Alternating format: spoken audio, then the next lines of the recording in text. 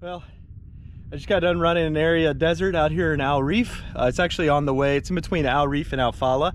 If you go toward Al Reef, which is on the outskirts of Abu Dhabi, and you go toward Al Falah, particular Al Reef Palace, this is the first right after the roundabout. You can also take the second right to get into this area.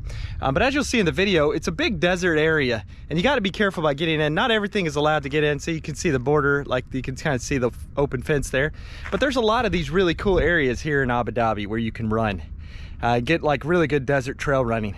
I'm not gonna lie to you, they're hard. This particular loop is about 7 kilometers and it's made up of compact sand, rocky sand. I call it a rocky desert. And then it is also made up of very soft sand where you kind of have to sludge through. So it's a really good run to represent the desert if you don't want to run out in the dunes, which is really hard. I'll do a run like that later, really hard, because you're kind of just plodding along with your feet sinking into the sand. I call this area the road to nowhere because you'll see there's a road and it actually completely ends. It breaks off and stops. They were trying to build something out here and I guess it just got abandoned. I've been running this place for years, ever since I've been here in Abu Dhabi, and I've never really seen anything out here. But people come out here and bike, walk their dogs. I like to come out here and run because it's got a really nice loop. So if you're looking for this place, you go toward Al Reef. You can Google Al Reef on your Google Maps, go toward Al Falah, pass the Al Reef Palace on your left. You'll go through the first roundabout and then it's the immediate right.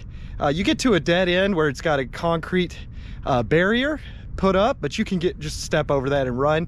But if you keep going, there's a street that you can turn on a right after the first right, so the second right, and you'll go out. You'll see entrances to this area as well as a gas station on your right. You could park at the gas station even and come in the backside.